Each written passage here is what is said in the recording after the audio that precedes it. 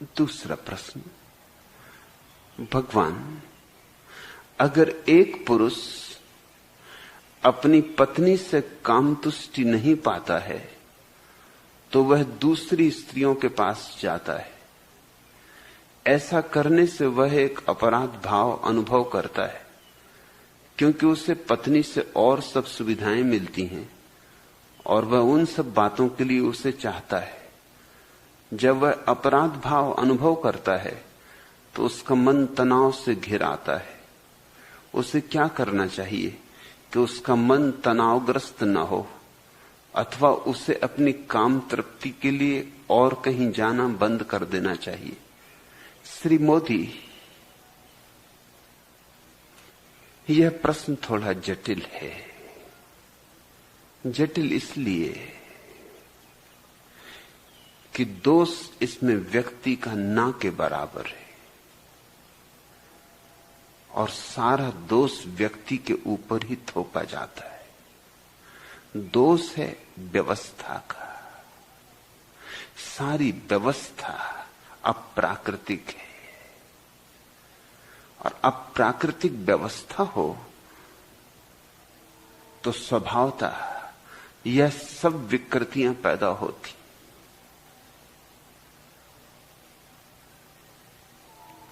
विवाह एक अप्राकृतिक व्यवस्था है। मनुष्य को छोड़कर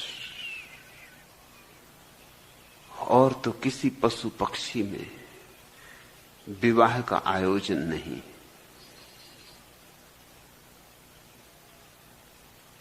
मनुष्य में भी विवाह सदा से नहीं रहा है, बहुत बाद की ईजाद है। और उस ईजाद के कुछ लाभ थे जिनके कारण ईजाद की गई प्रथमतः, लेकिन हानियां भी थी। लाभ तो कब के खो गए, अब हानियां ही हानियां रह गई हैं। लेकिन व्यवस्थाएं एक बार आदमी को जकड़ लेती तो छोड़ती नहीं। और इतना साहस थोड़े ही व्यक्तियों में होता है कि वो समाज की मान्य धारणाओं के विपरीत जा सके।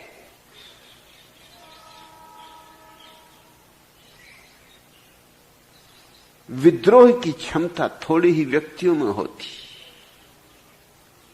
और समाज विद्रोही को कुचल भी डालता है,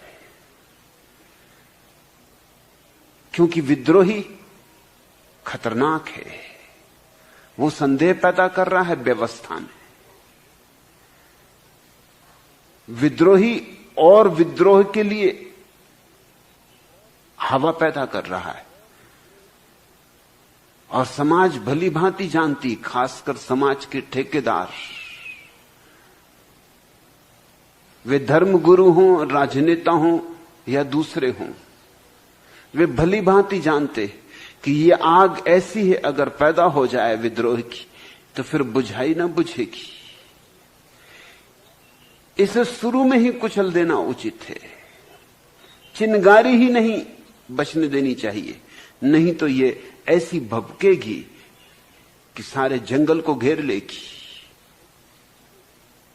जब विवाह ईजाद हुआ शुरू में तो उसके कारण थे। सबसे बड़ा कारण तो यही था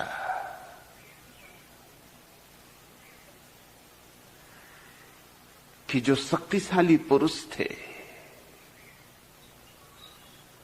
जो ताकतवर लोग थे, जिनके हाथ में लाठी थी, वो स्त्रियों पर कब्जा कर लेते, और चीजों पर कब्जा करते थे, वैसी स्त्रियों पर कब्जा कर लेते, जमीन पर कब्जा करते। जिसके पास जितनी ताकत होती उतनी बड़ी जमीन पर कब्जा करता, उतना बड़ा भूपति होता, उतना बड़ा सम्राट होता। उन्हीं लुटेरों की कहानियां हम इतिहास में पढ़ते रहते। किसी को हम कहते हैं महान सिकंदर। ये सब लुटेरे हैं, छोटे लुटेरे नहीं, बड़े लुटेरे। इतने बड़े लुटेरे हैं कि इनको लुटेरे कहने में हमें संकोच होता है। छोटे लुटेरे तो जेल खानों में मरते, बड़े लुटेरे इतिहास में जगह पाते, स्वर्णाक्षरों में उनके नाम लिखे जाते। ये लुटेरे जमीन पर कब्जा करते, ये लुटेरे धन पर कब्जा करते, ये लुटेरे स्त्रियों पे भी कब्जा कर लेते थे, और एक दो स्त्रियों पर नहीं। जिसकी जितनी सामर्थ्य होती उतनी स्त्रियों पर कब्जा कर लेते। अभी इस सदी के प्रारंभ तक निजाम हैदराबाद की 500 पत्नियां थी। अभी 50 साल पहले तक, ये कोई 5000 साल पहले की बात नहीं। निजाम हैदराबाद की 500 पत्नियां, शायद सबको पहचान भी ना सके, शायद सबके नाम भी ना जानता हो, शायद पत्नी का एकाध बार साल में नंबर लगे या 2 साल में नंबर लगे। कृष्ण के जीवन की कहानी है कि उनकी 16,000 रानियां थी। कुछ हैरानी की बात नहीं।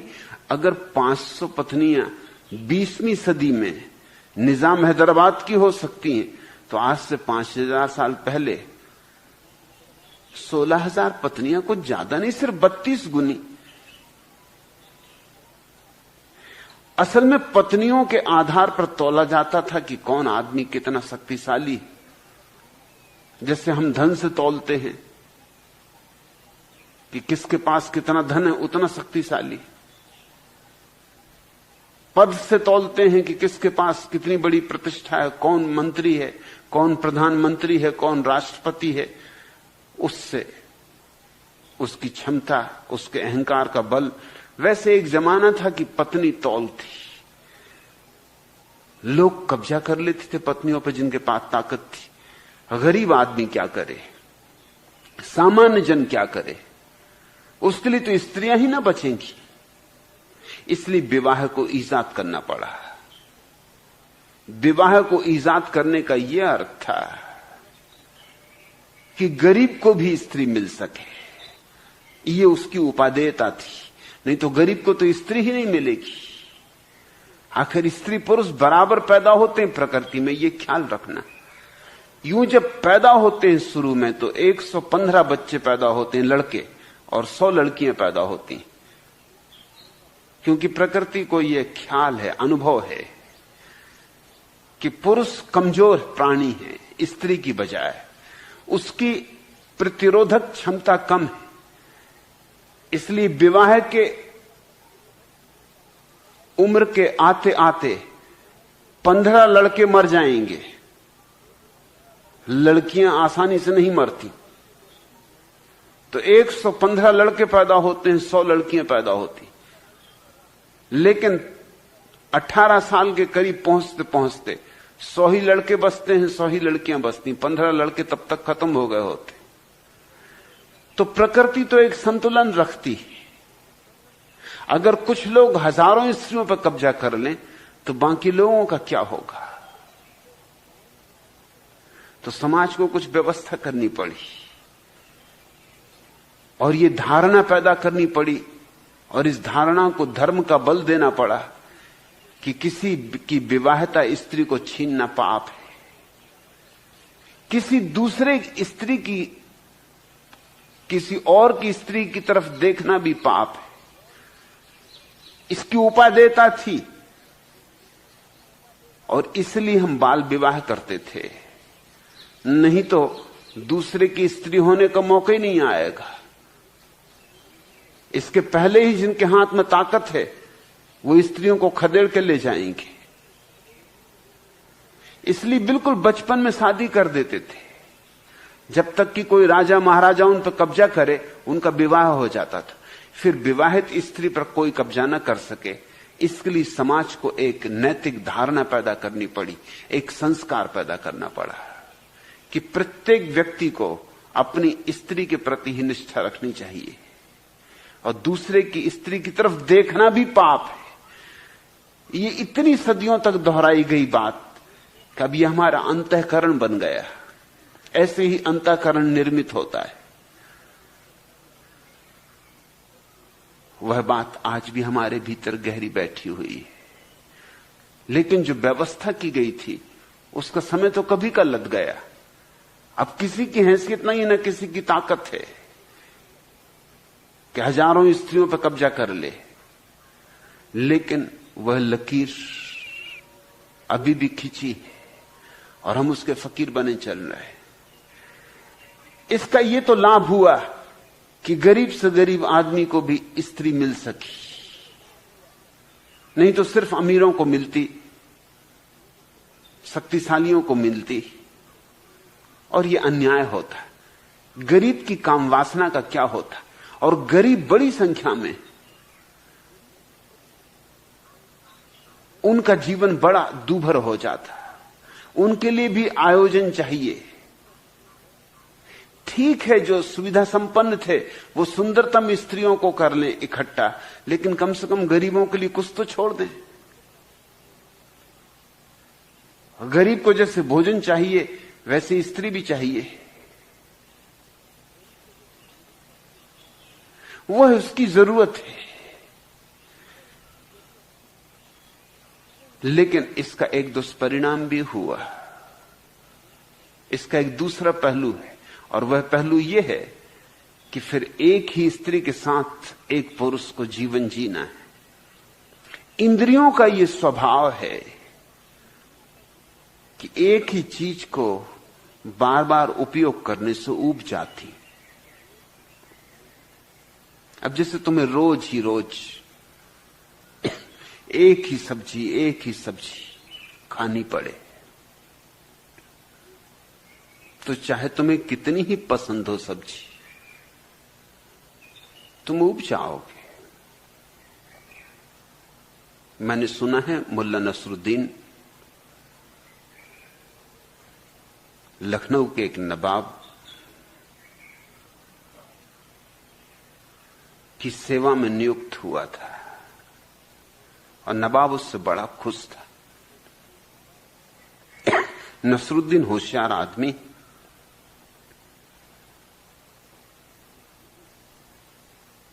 चमचागिरी में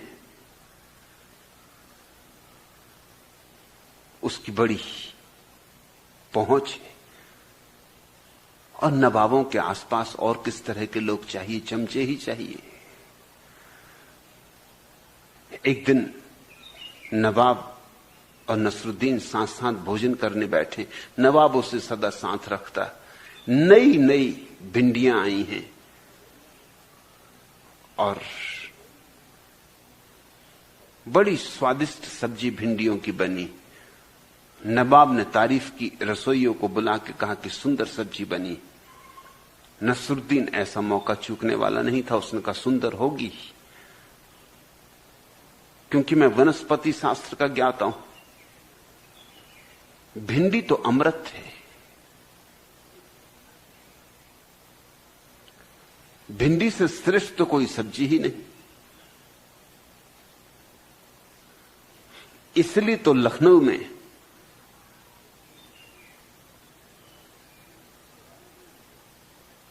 भिंडी का इतना समादर है, क्योंकि यहां पारखी लोग रहते।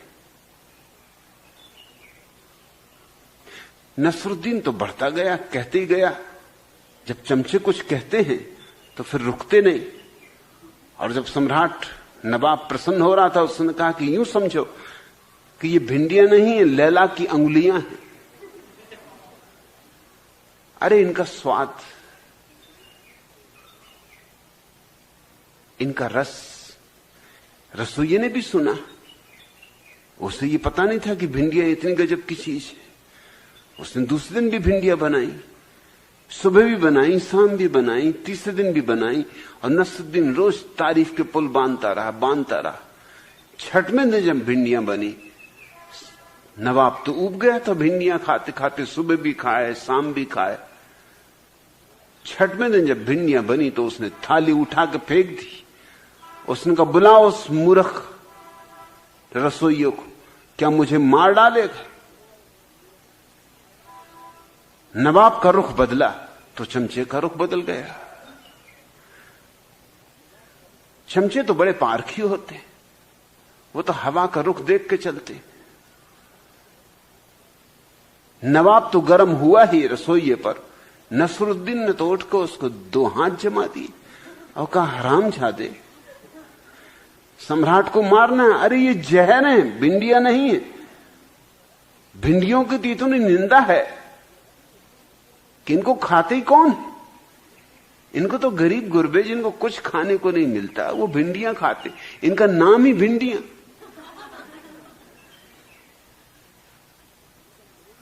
तू जान लेगा नवाब साहब की, तुझे कुछ होश है? नवाब तो बहुत चौंका। उसने कहा, नसरुद्दीन, 6 दिन पहले तो तुम कहते थे भिंडियां अमृत, और अब तुम कहते हो भिंडियां जहर। नसरुद्दीन ने कहा, हुजूर, मेरे मालिक, मैं आपका सेवक हूं, भिंडियों का नहीं।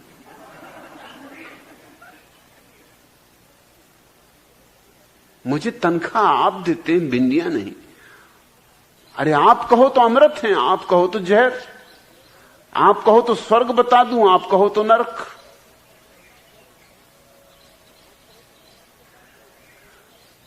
रोज अगर स्वादिष्ट से स्वादिष्ट भोजन भी करने को मिले तो तुम्हारे स्वाद के जो सूक्ष्म तंतु हैं वो मरने लगेंगे। तुम्हारी जिह्वा उनका स्वाद लेना बंद कर देगी। ये प्राकृतिक नियम है, इंद्रियों का ये स्वभाव है। जब तक तुम अतीन्द्रिय नहीं हो गए हो, जब तक तुम्हारे जीवन में इंद्रियों के पार जाने का कोई मार्ग नहीं खुल गया है, जिसका कि सिर्फ एक ही मार्ग है, ध्यान, तब तक ये मुसीबत होने वाली है। तुम्हें अगर रोज एक ही संगीत सुनना पड़े तो भी तुम घबरा जाओगे, ऊब जाओगे, परेशान होने लगोगे, विक्षिप्त होने लगोगे। मैंने सुना है कि मुल्ला नसरुद्दीन ने सितार खरीदा और एक ही तार को बस टुन टुन टुन टुन करता रहे। 1 दिन 2 दिन पत्नी ने कहा, ये तुम क्या कर रहे हो?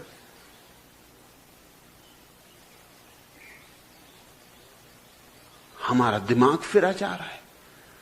हमने और भी सितार बजाने वाले देखे, मगर और स्वर भी हैं और तार भी हैं। सितार बजाने वाले हाथ तारों पे फिराते, तुम तो एक ही तार को खींचते हो, टुन टुन टुन टुन बजा रखते हो। ये कोई सितार बजाना है? ये कोई ढंग है? नसरुद्दीन ने कहा, तू समझी नहीं, वो लोग तारों पे हाथ फेरते, यहां से वहां हाथ दौड़ाते, इस स्वर को उस स्वर को, क्योंकि वो अपने स्वर की तलाश खोज कर रहे हैं। मुझे मेरा स्वर मिल गया, अब मैं क्यों खोज करूं? जो मुझे चाहिए था मुझे मिल गया, अब तो मैं यही बजाऊंगा। पत्नी तो मायके चली गई, चली जाएगी और क्या करेगी। बच्चों ने कहा, मैं हॉस्टल में भर्ती करवा दो। जो बच्चे कभी हॉस्टल जाने को राजी नहीं थे वो सब हॉस्टल चले गए। नसरुद्दीन अकेला रह गया तो और दिल खोलकर टुन टुन करने लगा। दिन हो कि रात, मोहल्ले के लोग परेशान हो गए। आखिर बर्दाश्त की एक सीमा होती। सामने वाले आदमी ने एक रात 2 बजे उठ के कहा कि नसरुद्दीन, अगर अब 1 मिनट और भी तुमने ये टुन टुन मचाई तो मैं पागल हो जाऊंगा। नसरुद्दीन ने कहा, भैया देर हो गई, मैं 2 घंटे पहले सितार बंद कर चुका हूं।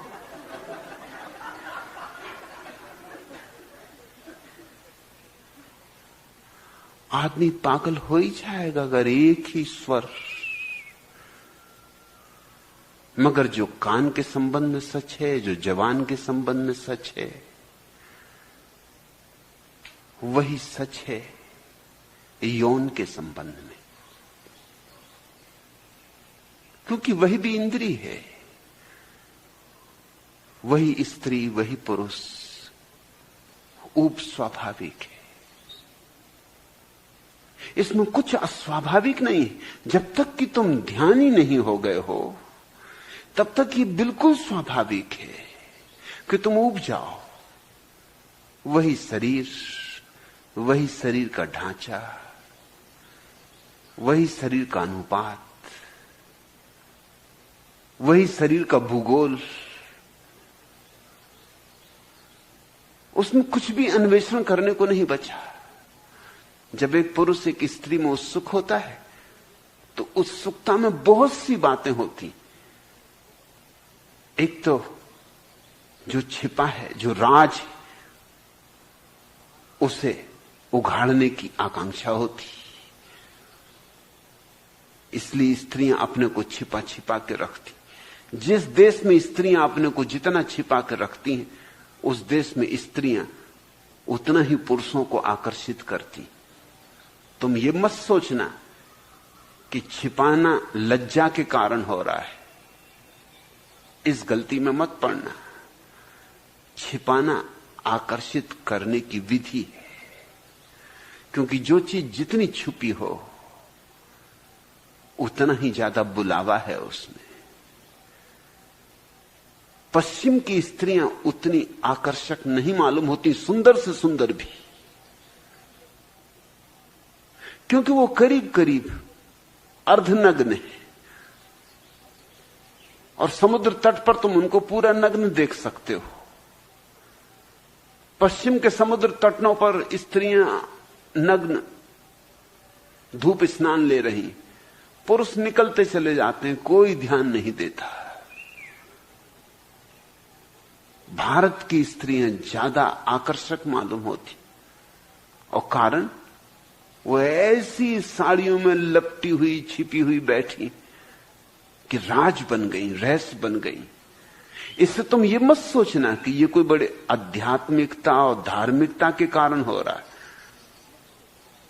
ये होशियारी है, ये भारत का अनुभव है, सदियों का अनुभव है कि चीजें उघाड़ो तो उनमें से रस खो जाता है। चीजों को छिपा के रखो, ढांक के रखो, तो उनमें रस देर तक बना रहता है। और चूंकि भारत विवाह की परंपरा को अक्षुण्ण रखना चाहता रहा है, इसलिए स्त्रियों को खूब छिपा के रखता है। शायद पति भी अपनी पत्नी को कभी नग्न नहीं देखता। पत्नी से जब प्रेम भी करता है तब भी अंधेरे में, चुपचाप, किसी को पता ना चल जाए, चोरी चोरी। और निश्चित ही चुराए गए चुंबन ज्यादा मीठे होते।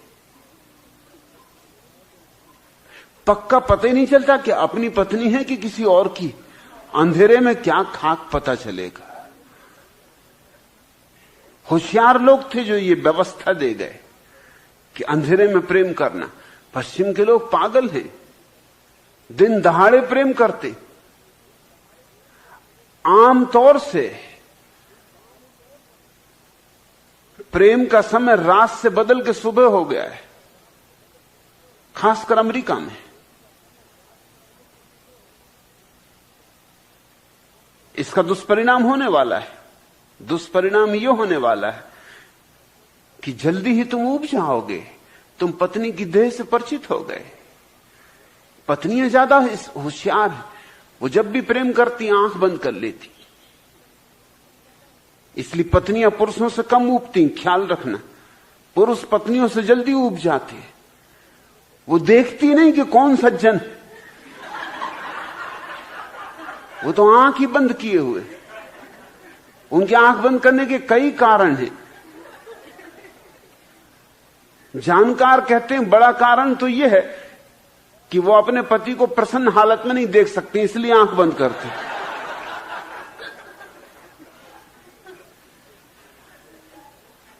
कि ले ले मजा जो लेना हो, मगर मुझे दिखाई नहीं पड़ना चाहिए। ये बर्दाश्त के बाहर है।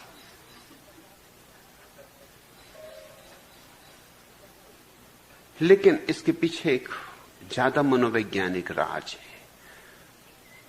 आंख बंद करते ही फर्क पड़ जाता, दिन भी हो तो रात हो जाती। स्त्रियां कभी पसंद नहीं करती कि प्रकाश हो और तुम उन्हें प्रेम करो।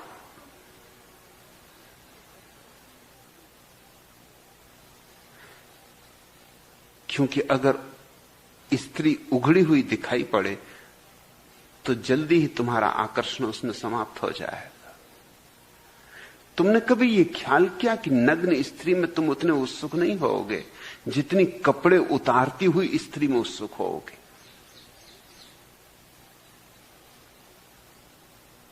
चाहे वो भद्दी और बेहुदी औरत ही क्यों ना हो, मगर उसका कपड़ा उतारना तुम्हें ज्यादा आकर्षित करेगा बजाय नग्न सुंदरतम स्त्री को देखकर भी।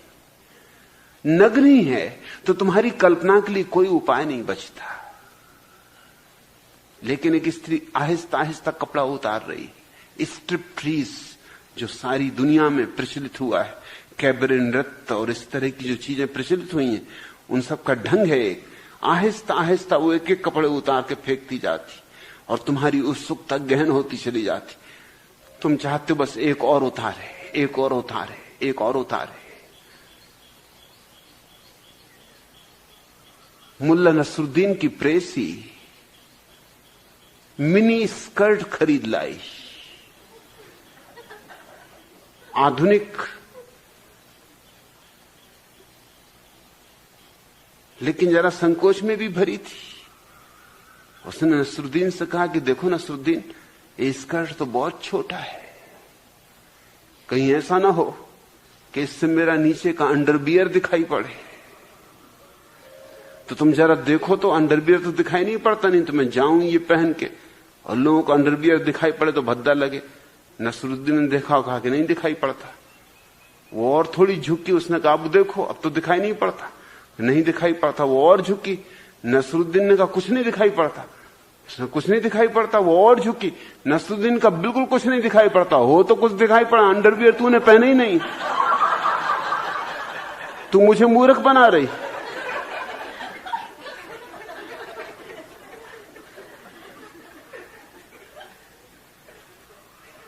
स्त्रियां कपड़ों की परतों में परतों में परतों में छिपी हैं, आकर्षक लगती हैं, फिर झूठ भी चल जाता है। मेरी एक सन्यासिनी है माधुरी, उसकी मां भी सन्यासिनी है। उसकी मां ने मुझे कहा कि उसका तो ऑपरेशन में दोनों स्तन उसे गंवाने पड़े, लेकिन डॉक्टरों ने कहा चिंता न करो, अब तुम्हें कोई नया विवाह तो करना भी नहीं है, उम्र भी तुम्हारी ज्यादा हो गई और झूठे रबर के स्तन मिलते हैं, वो तुम अंदर पहन लो। बाहर से तो वैसे दिखाई पड़ेंगे, रबर के हों कि चमड़ी के हों क्या फर्क पड़ता है, बाहर से तो वैसे दिखाई पड़ेंगे। सच तो यह है कि रबर के ज्यादा सुडौल होंगे। तो वो रबर के स्तन पहनने लगी। मैक्सिको में रहती थी,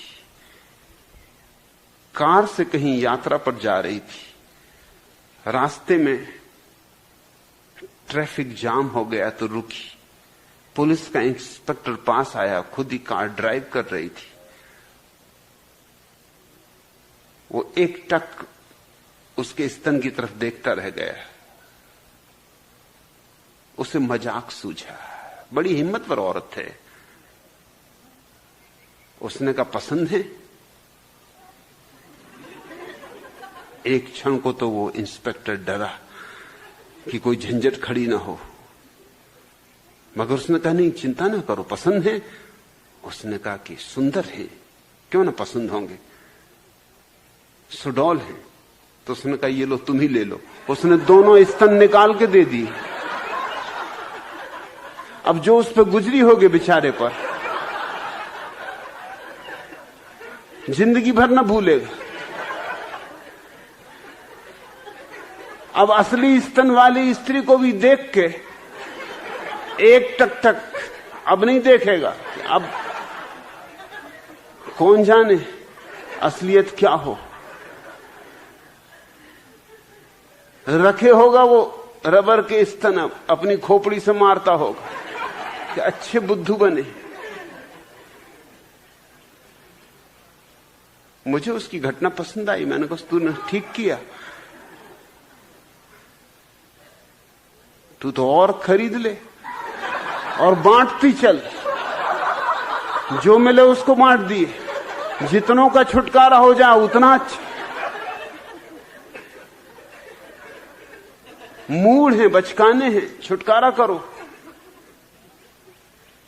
जगह जगह मिलेंगे इस तरह के लोग।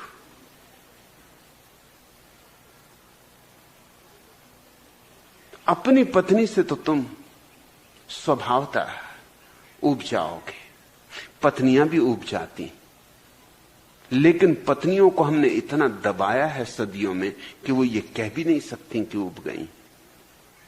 हमने उन्हें कहा पति परमात्मा है, हमने उन्हें कहा कि एक पति को ही सब कुछ मानना है। पतिव्रत की हमने उन्हें खूब शिक्षा दी है। सदियों की धारणाओं ने उनको एक तरह से कुंठित कर दिया है, उनका रस ही खो गया है। उनका सच में पूछो तो किसी पुरुष में कोई रस नहीं रहा है। मुझसे हजारों स्त्रियों ने कहा है कि उनका किसी पुरुष में कोई रस नहीं रहा है, पुरुषों ने ही रस मार डाला है। ये बात तुम ख्याल रखना कि अगर एक पुरुष में रस है स्त्री का, तो और पुरुषों में भी रस होगा, क्योंकि पुरुष में रस होने का अर्थ पुरुष में रस होना होता है। इससे कुछ फर्क नहीं पड़ता किस में। अगर एक पुरुष में रस है तो और पुरुषों में भी रस होगा। अगर एक पुरुष आकर्षित करता है तो उस सुंदर व्यक्ति को देख के वो क्यों आकर्षित ना होगी। हमने सदियों में उसे समझाया है कि किसी दूसरे पुरुष में आकर्षण मत रखना, ये महापाप है। और स्त्रियां निश्चित ही ज्यादा भावुक हैं, हार्दिक हैं, उन्होंने इसको हृदय में ले लिया है। पुरुषों के संस्कार तो खोपड़ी में है, लेकिन स्त्रियों के संस्कार हृदय तक पहुंच गए, ज्यादा गहरे पहुंच गए। चूंकि उन्हें किसी पुरुष में कोई रस नहीं लेना है, इसका अंतिम परिणाम यह हुआ कि उन्हें अपने पुरुष में भी कोई रस नहीं। इस गणित को तुम ठीक से समझ लो। अगर सारे पुरुषों से रस हटा दोगे तो स्वयं के पुरुष से भी रस नहीं रह जाएगा, और तब वो स्त्री बोझ की तरह पुरुष के साथ संभोग करेगी। पुरुष को तृप्ति नहीं मिलेगी, ये अड़चन है। उसको तृप्ति कैसे मिले? वो स्त्री कोई रस ही नहीं ले रही, वो यूं टाल रही कि ठीक है, यंत्रवत, क्योंकि मैं पत्नी हूं, तुम्हारी दासी हूं, तुम्हारी सेवा के लिए ही मेरा जीवन है, जो करना हो करो, ये देह तुम्हारी। लाश की तरह, जैसे लाश से तुम प्रेम करोगे तो क्या रस मिलेगा? उसकी तरफ से कोई प्रत्युत्तर नहीं है। ना वो नाचती, ना वो गाती, ना वो गुनगुनाती, ना वो मस्त होकर डोलती, ना वो तुम्हें धन्यवाद देती। हालत तो उल्टी है। हालत तो ये कि जब भी तुम उससे कहते हो कि क्या विचार है आज, तो वो कहती सिर में दर्द है, कभी कमर में दर्द है, कि आज मैं थक गई हूं, आज क्षमा करो, कि आज मुन्ना के दांत निकल आए और वो दिन भर से रो रहा है, और बड़ा बेटा अभी तक नहीं लौटा है, पता नहीं कहां गया, आधी रात हो रही, और तुम्हें यह सूझी कि रसोईया घर छोड़ के चला गया है, कि नौकर ने चोरी कर ली, कि दिन भर से मैं मरी जा रही हूं काम कर करके, घर में मेहमान ठहरे हुए, और तुम्हें यह सूझी। मैंने सुना एक बूढ़े ने, जिसकी उम्र 80 साल थी, एक बुढ़िया से जिसकी उम्र 75 साल थी, शादी कर ली। अमेरिका में घटना घटी, यहां तो कैसे घटेगी? ये समय तो सन्यास का, 75 साल। 75 साल में कोई विवाह करे तो उस पर तो जूतियों की वर्षा हो जाए, उस पर तो लानत मनामत इतनी हो उसकी, इतना कुटे पिटे जहां जाए वहीं ऐसा स्वागत सत्कार हो उसका कि वो भी जिंदगी भर याद रखे। अमेरिका में संभव है, दोनों की शादी हो गई, शादी में बहुत लोग सम्मिलित हुए क्योंकि सब लोगों को आनंद आया है कि बढ़िया बात है। 75 साल की बहू, 80 साल का दूल्हा, जो नहीं भी संबंधित थे वो भी देखने आए थे शादी, चर्च खचाखच भरा था और सबने फूल भी भेंट किए, सबने उपहार भी भेंट किए, अपरिचितों ने भी। क्या आपका दांपत्य जीवन सुखमय हो, हिम्मतवर लोग हो, गजब की हिम्मत है। अरे आदमी 30, 35, 40 साल तक पहुंचते पहुंचते टूटने लगता है, घबराने लगता है, मगर गजब के जुझारू हो। रिटायर होने का नाम ही नहीं ले रहे, मगर अब करते क्या दोनों बेचारे। शादी तो हो गई, सुहागरात मनाने भी गए, मियामी बीच, जहां जाना चाहिए, जो भी औपचारिक था सब पूरा किया, शानदार से शानदार होटल में ठहरे, जहां सुहागरात मनाने वाले जोड़े ठहरते, सुंदर से सुंदर कमरा लिया। बहू 75 साल की तैयार होके बिस्तर पर लेटी, दूल्हा राजा तैयार होके, दांत वगैरह निकाल के उन्हें सब साफ किए,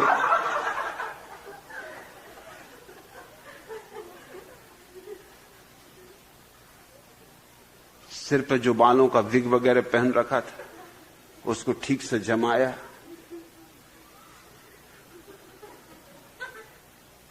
मूछें जिनको काला रंग लिया था उन पर ताव दिया,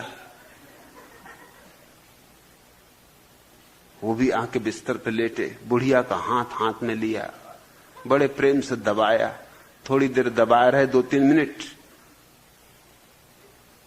फिर कहा कि अब सो जाएं, तो दोनों सो गए। ऐसी सुहागरात की पहली रात बीती। दूसरी रात भी हाथ दबाया, उतनी देर नहीं।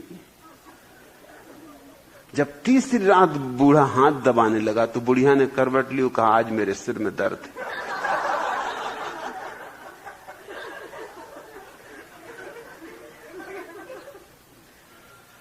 स्त्रियां इस देश में तो कम से कम कह भी नहीं सकती ये बात, कहना भी हमने उनसे छीन लिया, उनकी जबान भी छीन ली। इसलिए तो पुरुषों ने वेश्याएं ईजाद कर ली, लेकिन स्त्रियों ने वैश्य ईजाद नहीं किए। हालांकि लंदन में, न्यूयॉर्क में अब पुरुष वेश्याएं उपलब्ध हैं। उनको वेश्या नहीं कहना चाहिए, वैश्य कहना चाहिए।